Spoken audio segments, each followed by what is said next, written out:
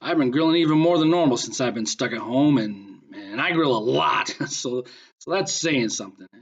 It keeps me busy. I usually work the family business. I repair equipment in factories all over the country, so I'm generally on the road eating bad diner food and gas station sandwiches. Yeah, I know, but when I'm at home, I'm elbow deep in marinade, propane and charcoal, fresh meat, and all the fixings. Dad always used to tell me, use the right tool for the right job. And 7 girls and a couple smokers later, I think I've almost got it right.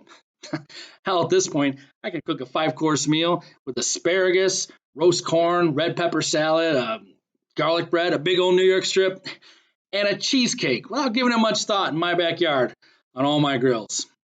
On a normal night, I might be doing something girl related 3 or 4 hours. I know it might be a bit obsessive, but I mean there are worse things I could obsess with. Could watch the news for 12 hours a night and focus on everything that's wrong and frankly terrifying in this world. Dang it, nothing done and be completely miserable. Or I can improve my grilling, beat a socially distanced army in a moment's notice, enjoy the fruits of my labor, and then enjoy the leftovers. In these crazy, chaotic quarantine times, I suggest chicken. You rub that sucker down with a stick of butter and a lemon, and then some good old salt and pepper. You take the squeezed out lemon, you put it in the butt of the chicken with some minced garlic and a dash of olive oil. And put it on a sheet of aluminum foil on your old Weber with some glowing briquettes underneath, and grill away.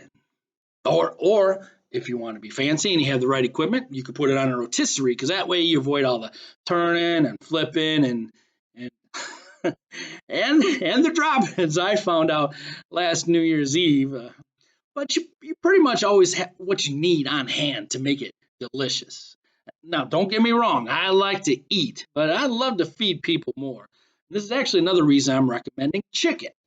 People generally agree on chicken. I have lots of friends that avoid eating red meat and fish on a grill. That can be tricky and messy. And if you don't like fish, you really don't like fish cooked over charcoal. And every kid can get behind a good chicken leg, and folks watching their calories, they enjoy a juicy chicken breast, and the whole world goes off their rocker for some spicy chicken wings.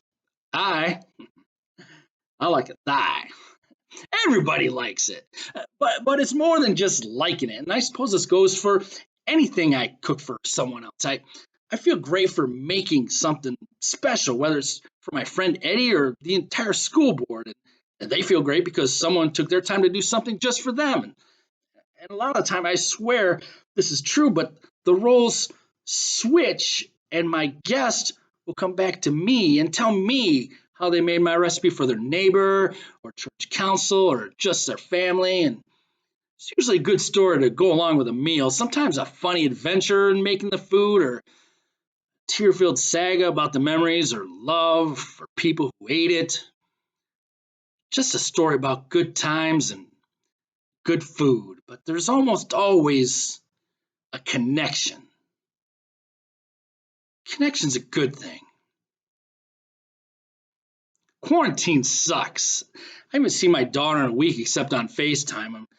My mom is older, and if I go to the store, I drop groceries off on her porch, but I don't go in. And she hasn't been outside in 2 weeks. Things are lonely and frustrating, scary. But here's what I know. My daughter has a grill at her mom's house, and at 8 years old is grilling like dad when we're apart, even if it's only hot dogs.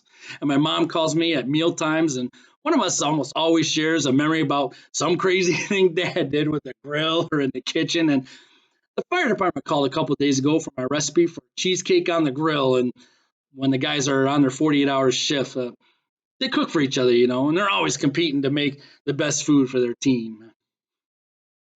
Anyway, some days it feels pretty bleak, right?